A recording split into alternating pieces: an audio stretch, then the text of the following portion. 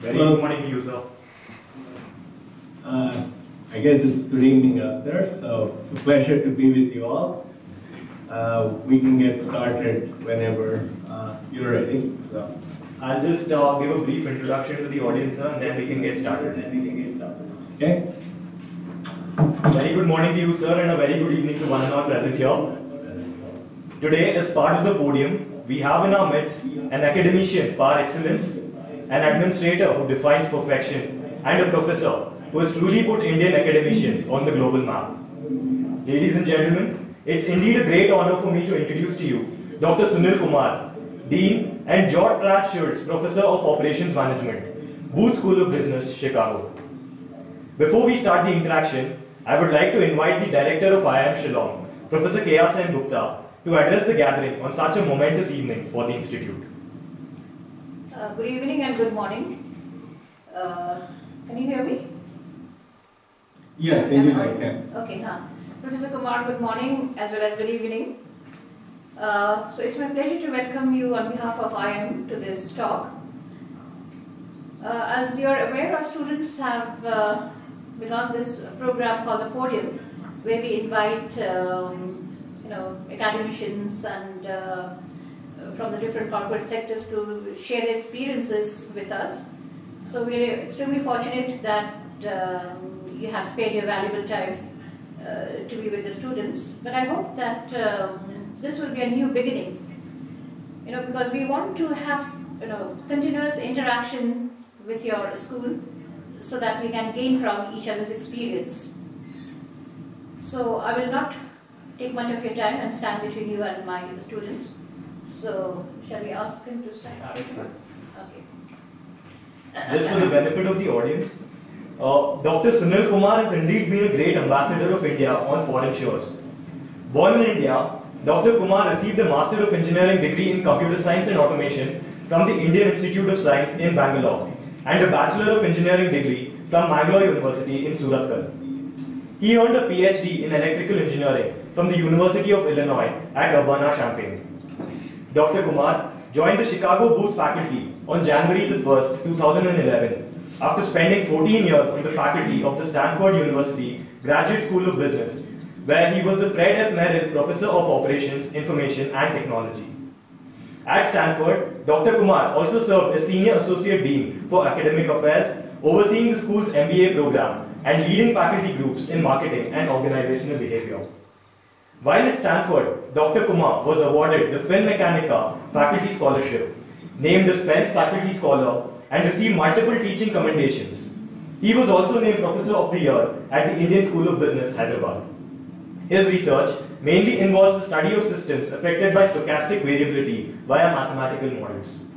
Sir, I now hand over the floor to you to engage the audience in an enthralling session. Thank you for such a kind introduction. I'm not sure all the adjectives were warranted, but thank you anyway. And I'd like to start by apologizing. I didn't pay too much attention to the title of the talk when a draft title was given to me. It has way too many words, and especially way too many words that are technical. So let me start by altering the title of the talk to dynamic pricing. And so the talk will not be technical. I have no slides behind me, as you can see.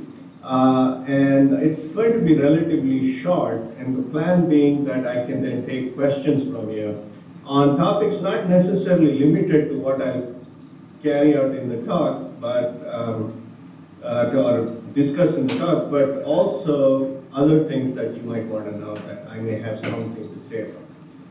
So let me start. Why am I giving, PGP students, or by analogy in the US, the MBA students, a talk on a relatively technical subject like dynamic pricing? And the answer is straightforward. I don't see too many parts of management that will be able to avoid this in the future. In particular, the prevalence of technology and the ability to gather data about customer behavior will lead companies naturally to try and tailor pricing practices to observe patterns in customer behavior. The presence of big data is going to drive companies to try and do this more. And so I see this as the future. I see this already happening in a lot of places. And so I think it's important for future managers to be at least aware of the potential of dynamic pricing. So with that, let me start off with what is dynamic pricing. I'm assuming at some point, either in a marketing course or a microeconomics course, you've heard the phrase price discrimination. And in particular, second-order price discrimination, as defined by Pigou in the 50s.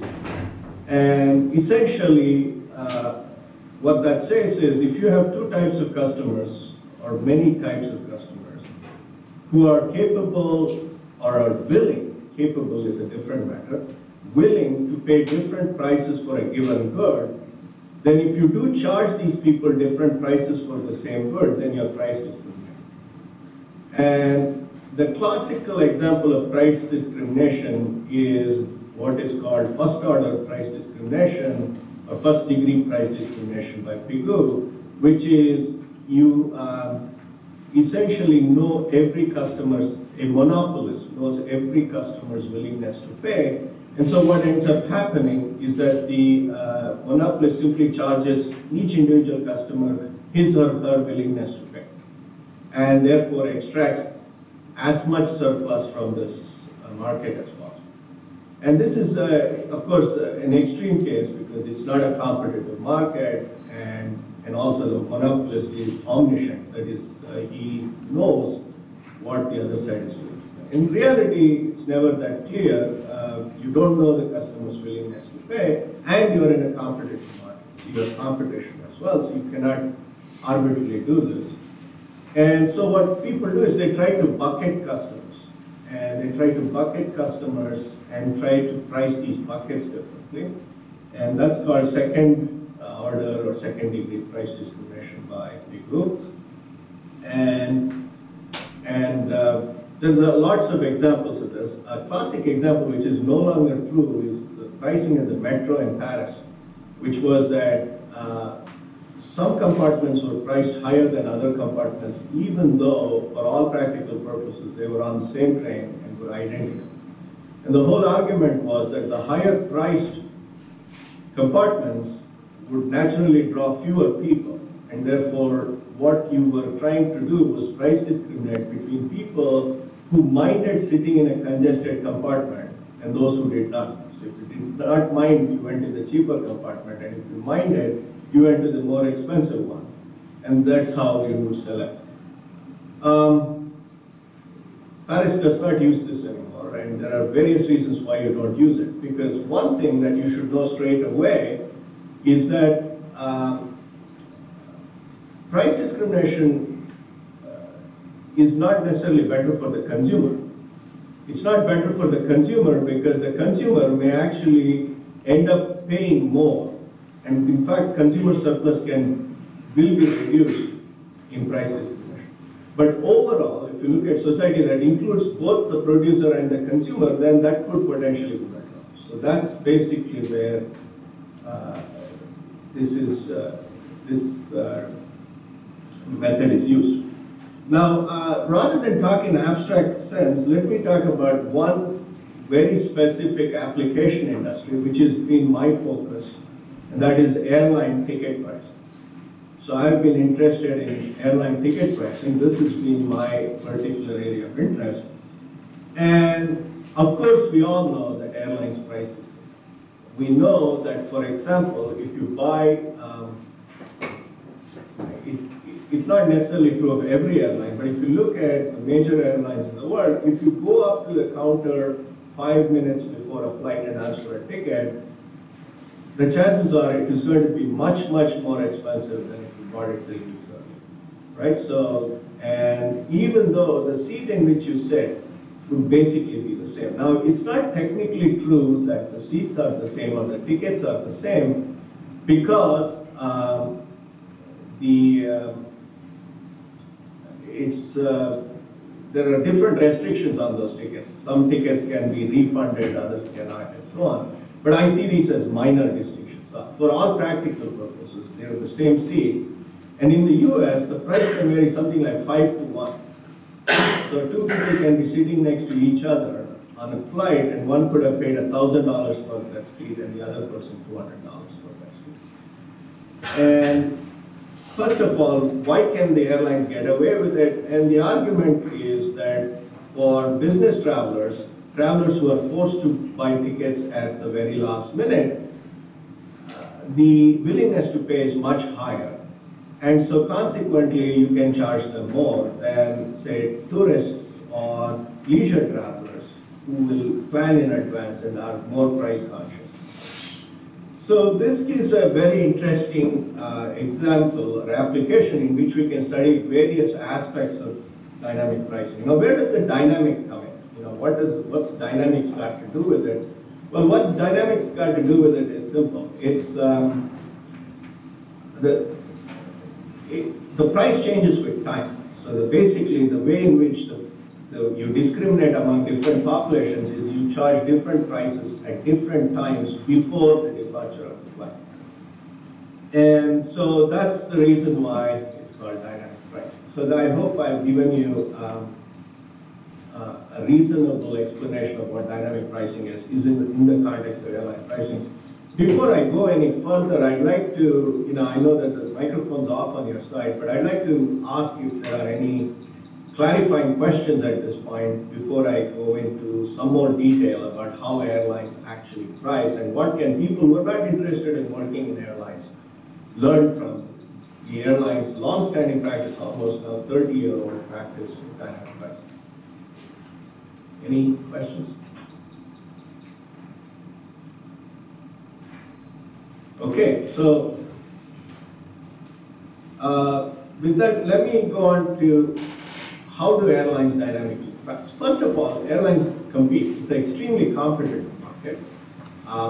In the US, for example, between any two major cities, there are about half a dozen airlines that will fly, and the same is true of India. And some are low-cost carriers, others are not. And it's a very competitive market. Now, in such a competitive market, first question is how can people price discriminate without colluding? Now, it's illegal, of course, for them to call each other up and say, what price are you charging so that I can charge the same price? That, of course, is illegal. In the US, the Federal Trade Commission would take a very dim view of that. This would be an antitrust activity. On the other hand, there is a mechanism by which these airlines actually price discriminate, and it's very interesting. It shows you the ingenuity of practical managers as opposed to theoreticians like me. In theory, in a perfectly competitive market, it's very hard to price discriminate. Now, on the other hand, there is a two-tier structure in airlines that allows them to price discriminate. The two-tier structure is simple. They have 26 fare classes in the US. The reason they have 26 is in the 1970s and 80s when these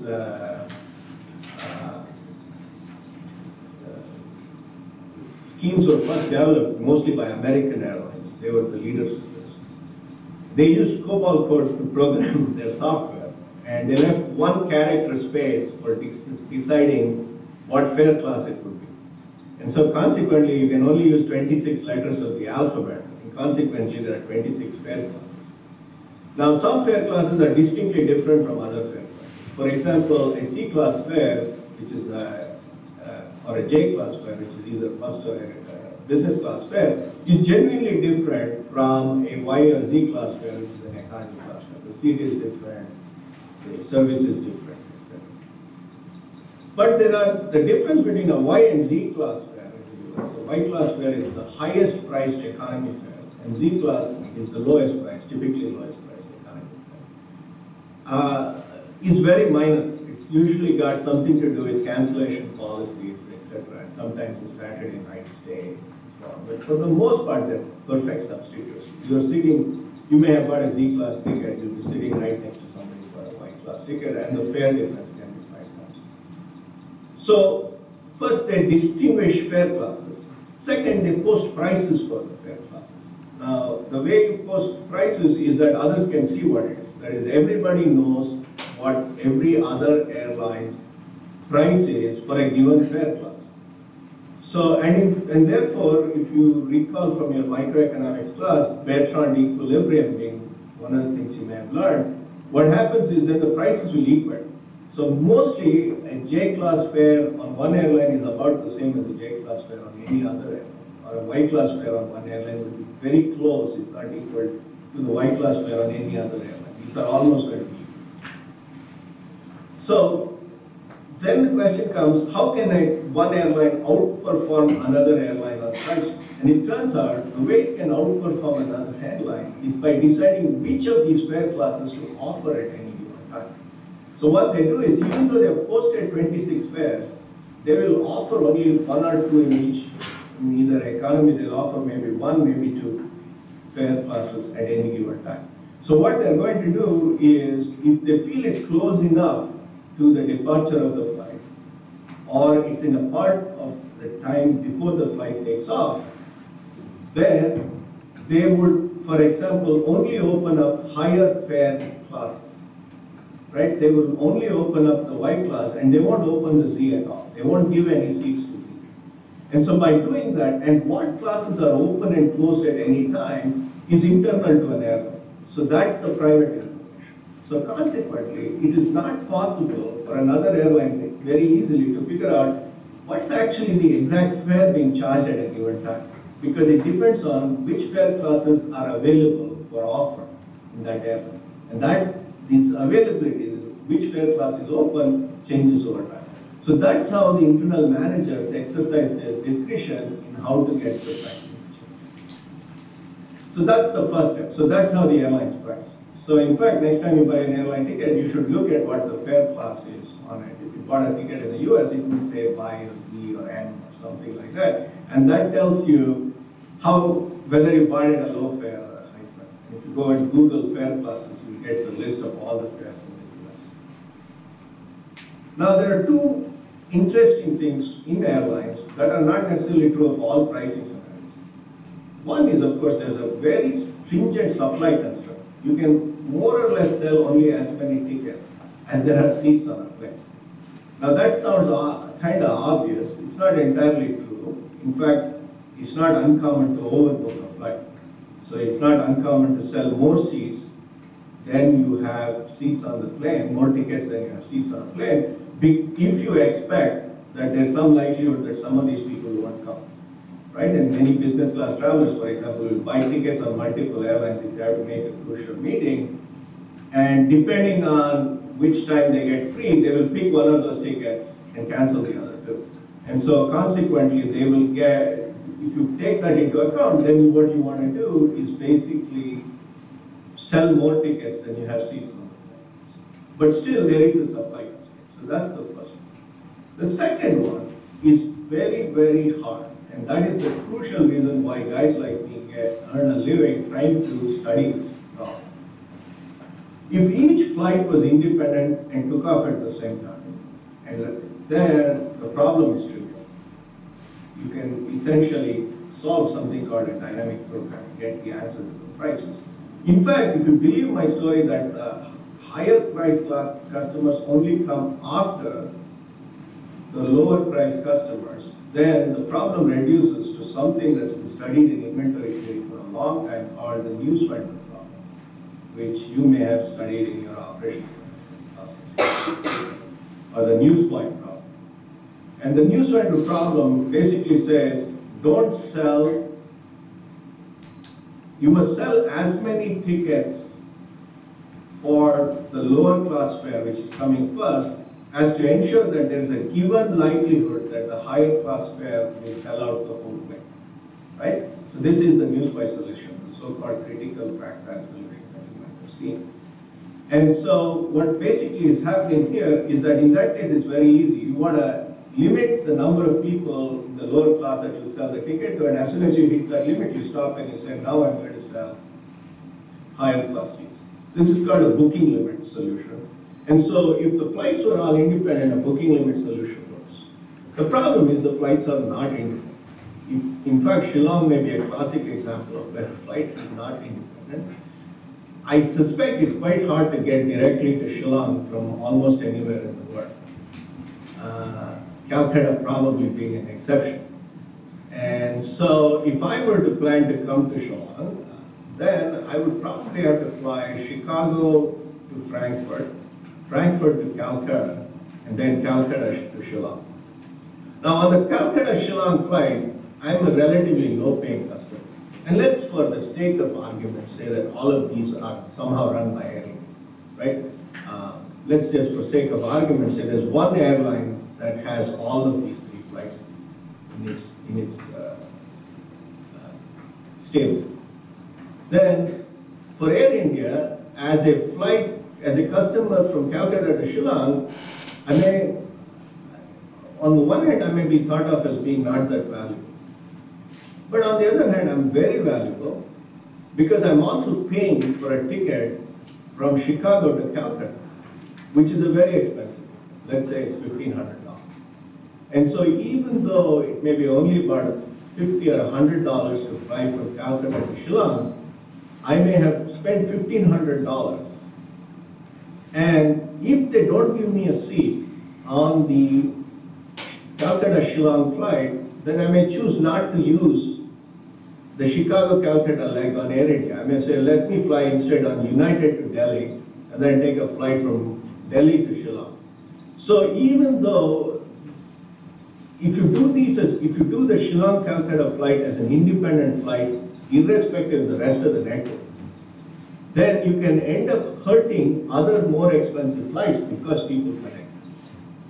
Now you could argue that maybe we should minimize connections, but if you think about it from a kind of fleet management perspective for the airline, hub and spoke is a good architecture. That is, you don't want to have little planes going from from every small city to every other small city. Rather, you want to use a hub and spoke architecture where all the planes fly into a hub, say like Delhi or Mumbai, and then from there they go to every other city. So there will be a lot of connections. And these connections make the pricing very hard because you have to decide on when you're going to turn away a customer on one leg in order to decide that you should know what the customer is worth for the whole network and not just for that flight. And so they use heuristics for this. Airlines use heuristics for this. And one of the heuristics they use is called expected marginal seat revenue, which is you try to estimate what losing that seat costs.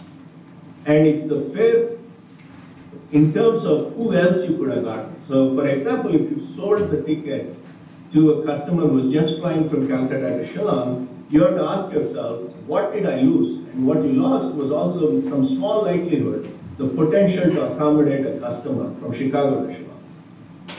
And therefore, you could have made a lot of money. So you calculate what you lost by giving away the seat, and then you compare it against the price that you're charging for that. If the price is larger than the cost of losing that seat, then you go ahead and open that fare class, and therefore allow somebody to buy that ticket. If it's smaller, you don't. Am I making sense? Right? And this is called a bid price mechanism. So the booking limits, where you explicitly set a quota on number of seats sold, or try to figure out a proxy for the lost revenue by selling a seat, or the opportunity cost of giving up a seat, are the two common heuristics that are used, or two common methods of implementation. So the other one is called bid price. So these two together are how most airlines operate. And where all their ingenuity comes in is in two things. One is in how good are you in estimating this marginal seat revenue that you lose. And then there's the second one, which I think I should throw out to the audience. What do you think is the hardest thing in this problem? There's one thing that I conveniently forgot. Could you speak up, please? I can't get it.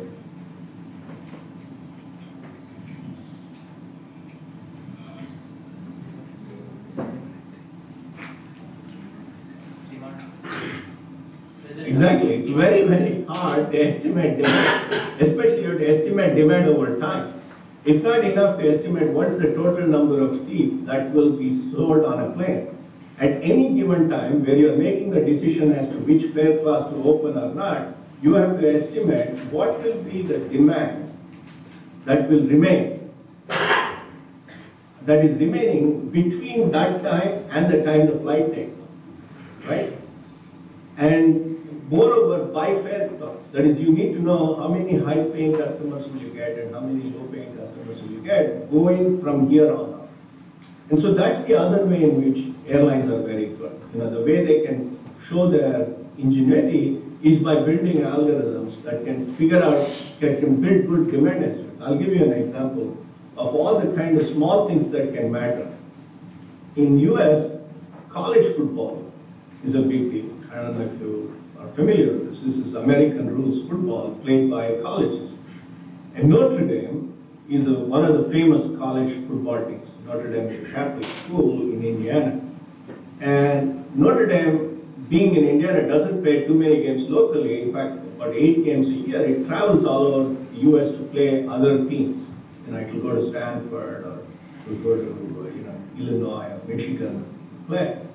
And it turns out that where Notre Dame is playing that week actually can have an impact on demand for seats on planes to that city.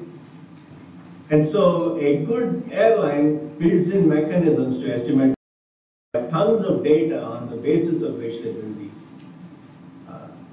demand estimates, right? Now, next question is, it's not enough to just know mean demand.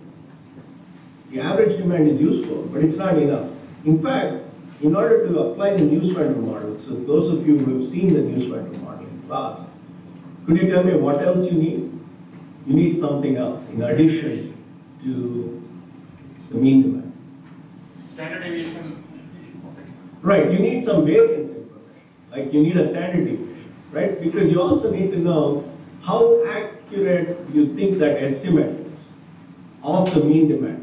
For example, if you get a mean demand estimate that seems to suggest that the flight will sell out, but if the variance is very high on that, right, the standard deviation is very high, then you may still sell a lot of seats because there's a significant likelihood that the realized demand will be much lower than the mean, right? So depending on how this works, the standard deviation also clearly matters. So at this time, so not only do you have to build a model for the mean demand, you have to build some model for standard deviation as well. And finally, you need a model for how you will measure the impact of one flight on the flight to next one, right? And so there are lots of fairly complicated heuristics, but what I wanted to leave you with was that this is done about 300 times a day by a typical airline in the US. They recalculate for every flight in their network, they recalculate which fare class to be offered. Why do they do this? What's the big deal about dynamic pricing? In particular, what do you have to invest to get the extra margin of revenue? Invest in the IT systems. So it's fixed cost, right? You just build the IT systems, you build your algorithms. The benefit from dynamic hit your bottom line. It goes straight to your margin, your contribution margin. Because it's not like you're building bigger planes, right? It's not like you're using a different type of fuel. It's not like you're using less crew or more crew. Nothing changes on the fly. All that changes is the price you're charging. So consequently, in an airline environment where historically almost no major player has made money. In the US, in the last, I think, 15 years, only one airline has made money, and that's Southwest. Almost no other airline has made money. And so in a situation where it's so competitive and where margins are so low, pricing becomes an extremely valuable tool to extract additional service. And therefore, it is worth investing. So one of the things that, as an engineer, I care about in business, when is it worth investing in systems rather than relying on simply the ingenuity of the managers? Why not hire smart people and let them do it? And this is an example where you cannot. The scale is just too big, right? Too many flights done too many times a day with too many data points to estimate, right? At that point, you don't really want to trust humans anymore. You want to have reasonably systematic mechanisms. And so in most of these cases, what happens is that the actual pricing mechanisms, the seat allocation mechanisms, are automated. What they do allow humans to have input in is in the forecast itself, so that you can adjust the forecast. If you think, for example, there's a football game there, or it's been raining a lot, or it's been very hot, etc., then you realize, well, travel to that place will go down, and so you adjust estimates accordingly, right? And so this is a big business in the US. This is an enormous business in the US. In India, until recently, it was not a business at all. In fact, I used to be stunned 15 or 10 years ago, where you could walk up to a ticket counter and it cost you basically the same amount as it cost you the previous day or 5 weeks in advance, right? There wasn't considerable distinction based on price, based on time of purchase in India until recently. Now I believe it's the same as in the US. Am I correct? Yes, sir. That fares do vary dramatically within a given day. And that's because people have realized. And in the US, this realization was first done by Americans.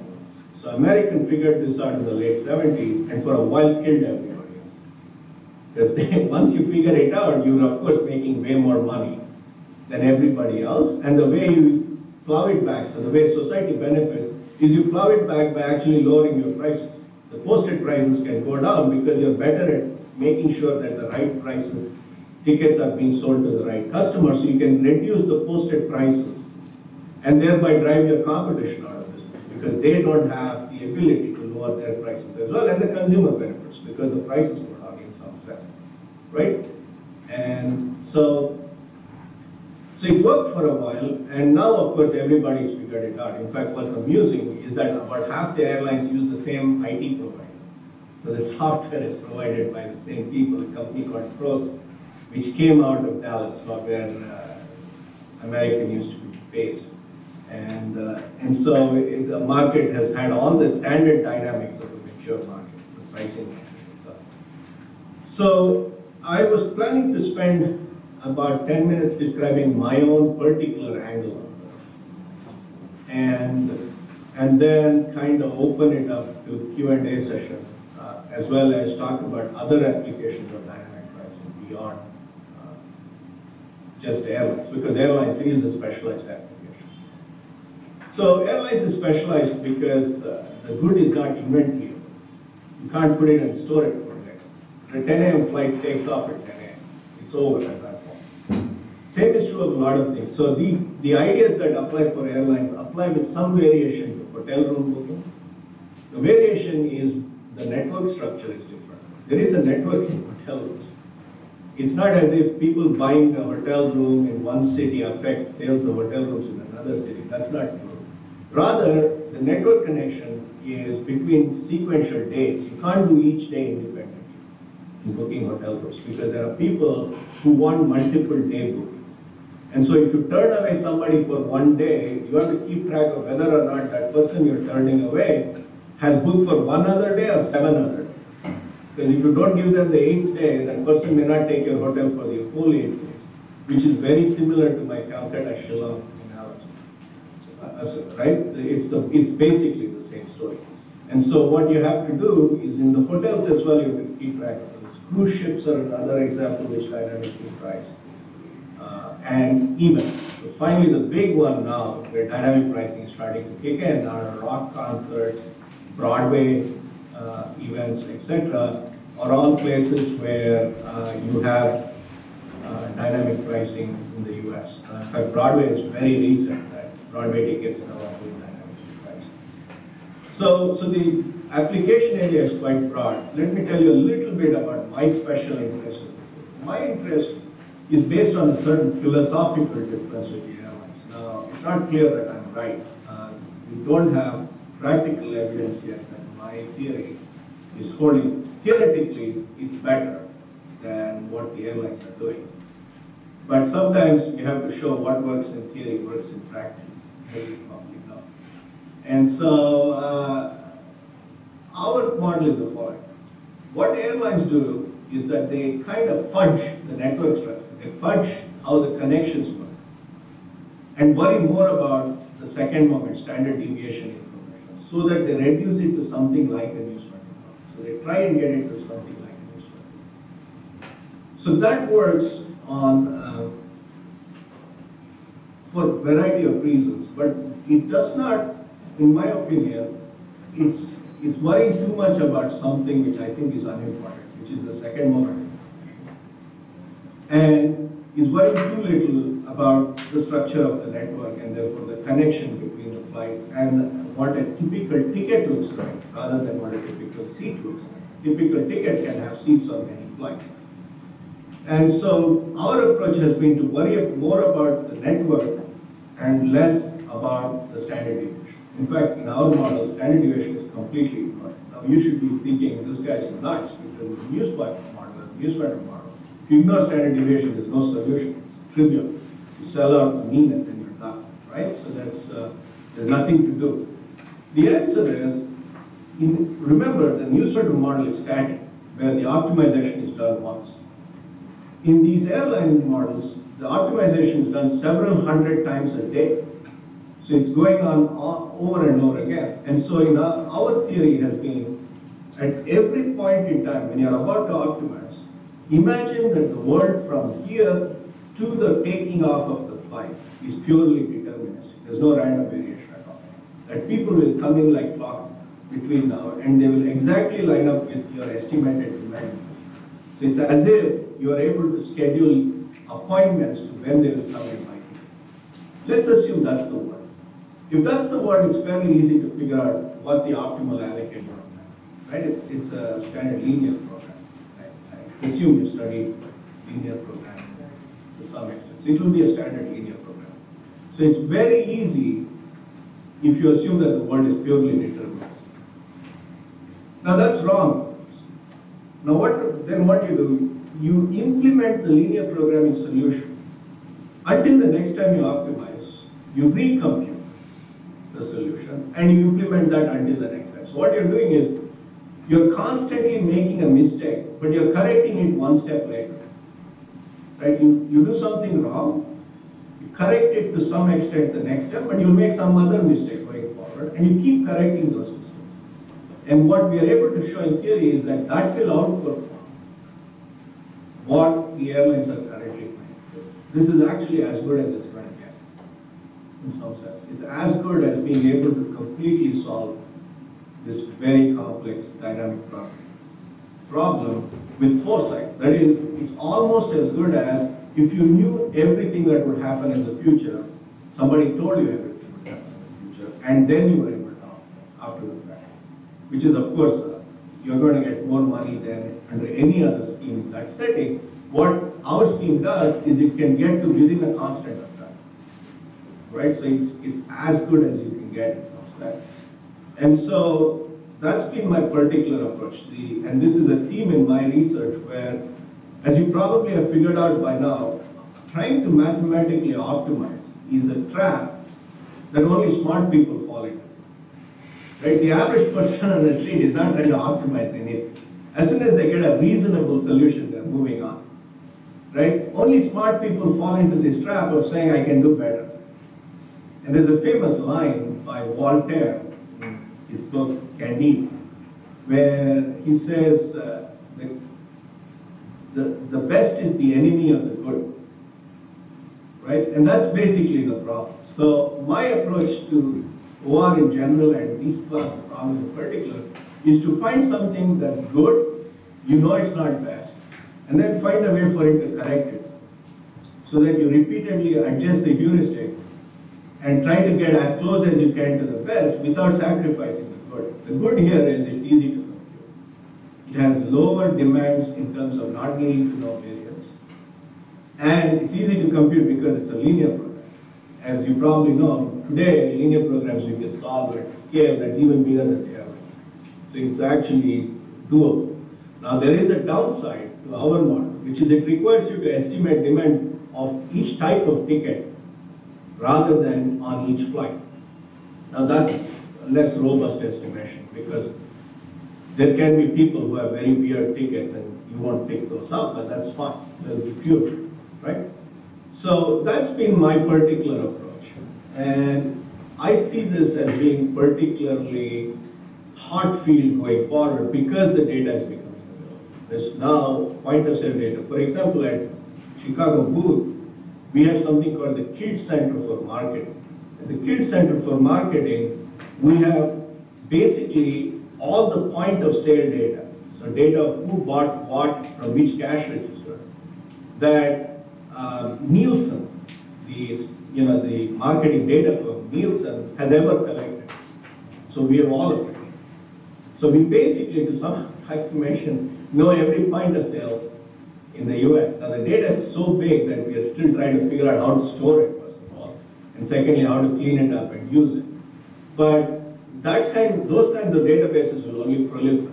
They will proliferate to a point where it would be almost irresponsible for a manager not to take advantage of those data. And second, since most things are sold over time, pricing will change dynamically. Now, finally, there's one other change why dynamic pricing is feasible. With sales online, and now sales in stores where the stickers are LED. So you have sales where what's on the shelf, the sticker underneath that is actually a little LED screen on which the price can change dynamically. So it's become feasible to implement these dynamic strategies. Online it's very easy because depending on when you go online, you're going to get a different price for that item. Right? Now all said and done, you have to worry about one thing, which is customers don't like dynamic pricing. Right? Customers don't like dynamic pricing because they instinctively figure out that they are being squeezed. And to some extent they are. Now, in a bigger sense, it's better because it's better to have airlines that make profits, are stable, and plow the profits back into competition, better planes, better routes, etc., than to have airlines that keep constantly going out of business. Right? It's going to lower the number of options, etc. And so, in a bigger sense, it is better for society for these firms to make their profits, but in the short term, and especially from an individual customer's perspective, they don't like this. A classic example of this was Amazon. Amazon tried dynamic pricing experiments to try and get a demand curve, basically. So they were trying to change prices and see how many people bought a book. And people didn't like it. But once they figured out that somebody else bought the book for a lot less than they did, they got very happy. And that's because the book is genuinely a perfect substitute. Right? Whereas in the airline, people understand that if you come late, you're going to pay price for, pay a price for coming late. So it works in some settings, it doesn't work in others, and it has to be done very carefully. But given the proliferation of data and the proliferation of computing power, I cannot see this not being the direction in the future, where when you go to a grocery store, depending on when you go, so if you're going closer and closer, I just realized my story, thank you. May or may not work in India. So let me tell you, the context is November. Thanksgiving is a traditional holiday in the US where people eat turkey. And so price of turkey should obviously go up closer to get to Thanksgiving. And there the analogy to the airline thing works perfect. People realize if you show up on Thanksgiving morning looking for a turkey, that turkey is going to be very expensive. Right? And so if you were thoughtful, you would buy a turkey 6 weeks in advance, put it in your freezer. And so, I think the potential is there. It's something that managers should know more about. The subject matter is technical and closer to engineering, so consequently, fewer people in businesses study the subject, but I think that will change as it becomes more prevalent in the industry. So with that, let me stop and take questions for about 10 minutes. I've spoken for about 40, I think that's enough from my side. Morning, sir. So my name is Chinmay Bhatt. I am a second year participant at IIM. So my question is with regard to there are a lot of websites which basically compare competitors like Make My Trip and several other websites which compare the competitor pricing and give more transparency to the customers that what is the price of different airlines. So in such a scenario, what would be the impact of this particular website on dynamic pricing policies which they pursue? Very good question. So this is actually part of a much deeper question, which is in a perfectly competitive market, is dynamic pricing and price discrimination in general, forget dynamic, static or otherwise, is price discrimination even feasible, right? And at one extreme it's not. If everybody can see what everybody else is doing, then it's simply impossible because they will always pick the lower fare. And if everything was substitutable, then it's simply impossible. This is a perfectly competitive market, and in such a market it's impossible. In fact, there we already know what the price will be. They'll be equal. This is the Bertrand equilibrium. So how can you price discriminate despite having, say, Travelocity, Kayak, a bunch of sites? I don't know what's the popular ones in India, but there are lots of those in the US. The answer is strength of schedule. So where are two airlines not comparable? Where one airline has 2 flights a day and the other airline has 40. Right? So if you look at, for example, between Chicago and Houston, United Airlines has about 25 flights a day, right? And whereas the typical competitor like American may have 6. And so what you want to do is then price discriminate based on those people for whom departure time is important. Where having a departure either 1 hour earlier or 1 hour later becomes important, right? And so those flights where correspond to your airline flights will automatically get to your competitor's flights, right? So those flights where a competitor has a flight leaving, say, within 10 minutes of this flight, those flights, the fares will start to equate. But where you have a particular time slot that your competitor doesn't have, and that slot is actually valuable, there the price will be higher. And so many of these cases, the strength of schedule allows people to actually continue to apply dynamic pricing, even though the competitors, even though these kind of Travelocity type sites can give you a kind of picture, a snapshot of what's happening for a given set of flights across airlines, right? So it's because they're not perfect substitutes that you can still do some of it. It erodes it, of course, to some extent. The second, which is a much bigger deal, is not all travel is booked this way. In fact, if you look at the large airlines, they will have special deals with many of their corporate customers, where they give, say, 10% off, right? Off a certain set of fares. And so there are a lot of deals that are done through channels other than, say, Travelocity. And what the law requires is that if you offer a seat on one channel, you should offer it on all, right? So you cannot, in some sense, that's not the law, that's the contract that they sign. That they say, well, wherever you look, whether it's Travelocity or United.com, you get the same fare, right, for that class. That's not to say that there aren't other class seats that are open to other customers that are not open to Travelocity, right? And in particular, one thing they can do is to simply not open for Travelocity customers the lowest fare class, right?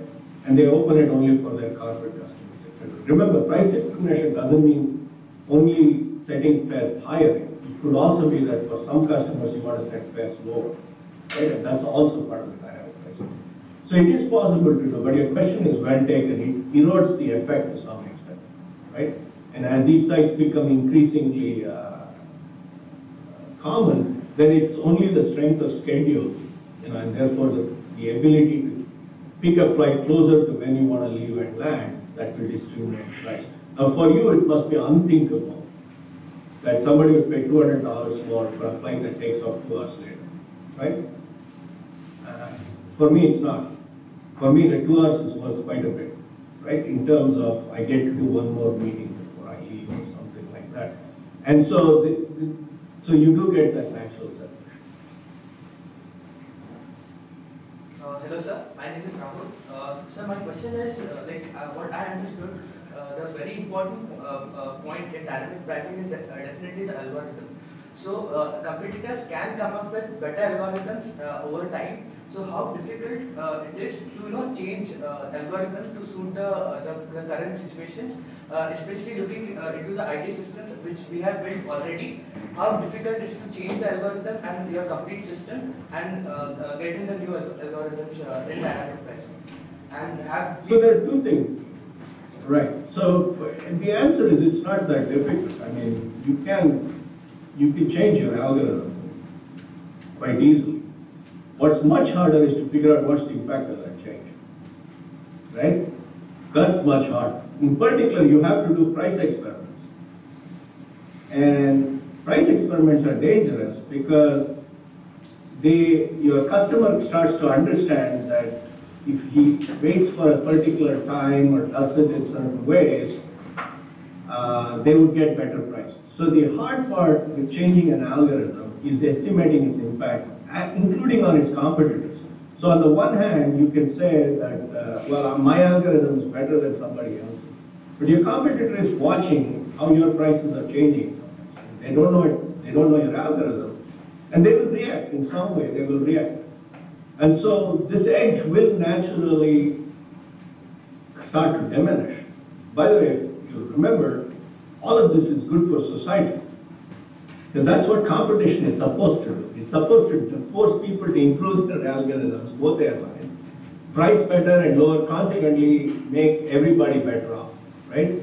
This is standard, I don't know if you studied the first welfare theorem, Arrow's first welfare theorem. In a perfect, it is good to have this kind of competition, right? So the problem is not so much that it's hard to change the algorithm or to come up with a new one. It's hard to estimate impact, right? That's one of the reasons why the airlines won't implement what we're trying to do. Because their argument is, your model doesn't model what the competitor is doing. And the answer is, yeah, we can. It's designed to do one airline in isolation. What the competitor will do is built into our demand estimate, right? So it's kind of muddled into how our demand will change. And so they want to have a better handle on it. So in fact, what they do is the airlines in the US have a consortium where they use a simulator, where they simulate the whole market, they simulate each other and the competition and so on, and they do it as a consortium. So it's actually run by a guy at MIT called Bello Baba. And so they first test their new ideas on the simulator before they're willing to try it on the market. I think we have time for a couple other questions. Keep going. Good morning, sir. This is Keshav here. Sir, in dynamic pricing, the most important factor is to ascertain the willingness to pay. And when systems evolve, airlines in isolation could have probably sampled some customers in trying to understand what will be the willingness to pay across different times. But as competition comes in, it becomes something like game theory. You have to see what your competitor is doing and try to ascertain. So this system, when it evolved, how did it actually work out? I mean, in my head, it sounds a little complicated. So how did the entire system evolve in the start? It is complicated. So it's and in particular, I don't know that the airlines have reached anything close to an optimum, or even are playing best response. So I take your point that the notion of an optimum is misleading. What you're really thinking of is best response in the market. Given that the market is doing something, how will I respond to it, right? They haven't, because here's a classic example of how they function. Most of these softwares are designed so that once you put a demand estimate in, how the price, therefore how the seats are allocated, and therefore how the pricing works is fixed. That doesn't change. It's the computer spits that out. So a good analyst will start messing with the demand model. Because if we start seeing that the other airline is consistently doing something that seems better, then what they end up doing is they essentially respond by tweaking their demand estimates, right? Now, here's the real reason why it's very complicated. I take your point that with the size, the fare class that's currently open is kind of visible across airlines. What is never visible across airlines is the number of remaining seats. And for you to actually figure out what the right response is, you have to first figure out how many seats are left on your competitors' flight compared to yours. So think of two flights, right? One guy seems to be an idiot and he's constantly pricing after a certain time. He's constantly pricing $100 more than the other guy. And if you look at it by the standard Bertrand equilibrium idea, you're going to say, well, that guy is stupid because everybody will buy the lower seat. That's fine if he has only 2 tickets left, right?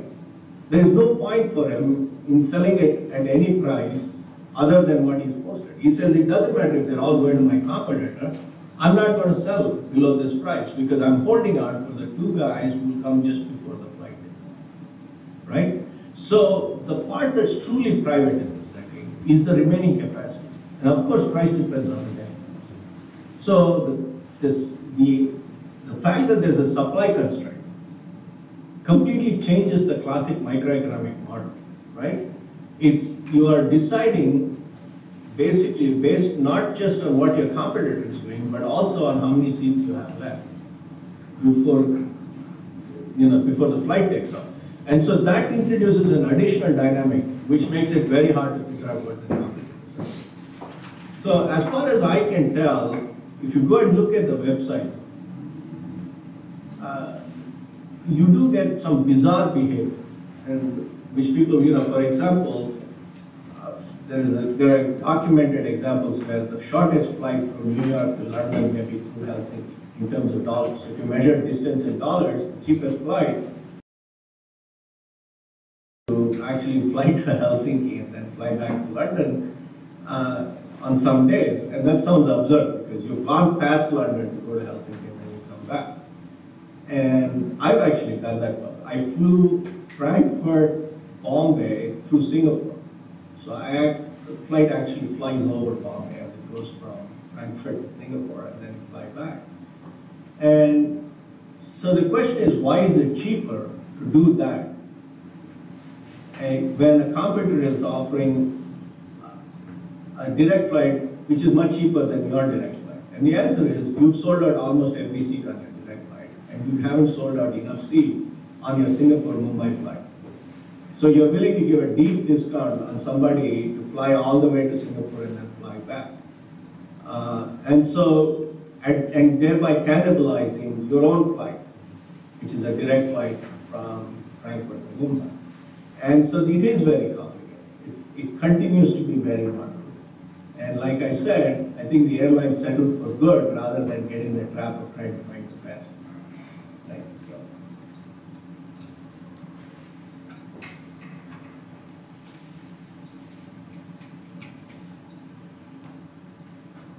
Hello, sir. This is Rahul. So my question is, we have largely been seeing United States being ahead in terms of researching and analyzing the data through the implementation of IT systems when compared to India. They have historically been doing that. But still we see US airlines or any airlines across the world, they have been loss-making. So don't we think there has been, still after having so much system analysis, we're still not able to predict the demand, or is that due to the pricing pressure? What's your take on that? So, yeah, I'm going to leave the US versus India thing alone for now. I mean, that's changing. For example, there are interesting companies like Mu Sigma. I don't know if you've heard of Mu Sigma. Mu Sigma is actually started by Booth alums. And it's a company that does a lot of analytics in India, right? They do a lot of data analytics in India for decision making for US companies. Coming back to the question of why don't the airlines make money, right? It's not because they can't price right. They have 2 different problems which pricing alone does not solve. One is fuel price, right? The cost of fuel is not something that's entirely under their control. And so that is one complicating factor. The other complicating factor is wages. Almost all parts of the airline labor force is unionized and has significant bargaining power. And so if you look at it, That's the other complicated factor, right? So competition by itself makes margins small, as it should, right? Margins should be small given competition. And when you're starting with something where the margins are small, and then you face significant uncertainty in terms of your direct variable costs, namely your fuel costs, and you have significant uncertainty as well as significant encumberment in compensation, then you have a problem. So that's basically been the case. There's a third component, which is the cost of the fleet. Capital expenditure is very, very high in this business, right? Buying a plane is very, very expensive. Southwest gets away with a very nice one, which is they only buy 737. Right? It's the only plane they buy. And so they get a good deal, the maintenance costs go down, they turn around quickly, etc. But it limits what the airline can do. Right? They can't do long haul, for example. 737 can't cross Pacific. And so it's very interesting. And here's the even more intriguing dilemma, which I have no idea why that's true, is that still airlines can raise money. It's not so much that the question is not why they can lose money, it's why can they raise money, right? In particular in India, every few years another airline comes on after another one's gone up, right? So it's not clear. So there's somehow in the capital markets they're able to raise money. I think it's because people believe that along the lines of the questioning here, that if only smarter people, better algorithms and better management ran these airlines, the airlines could make money, right? And I think that's only partly true. Without fuel and labor issues, I don't think it doesn't matter how smart you are. Because you can't really change prices as fast as fuel prices can change. It's very hard to do it. And also for the US, 9/11 had a substantial impact on revenues that many of the airlines took a long time to dig themselves out of. That was a major hit for domestic travel, right? Because it just got very complicated. Travel became much more complicated. Okay, maybe we're out of time. So thank you so much for giving me this opportunity to speak to you. I wish you the very best. You are the third and fourth classes of this institute, is that correct? Fourth and fifth, sir.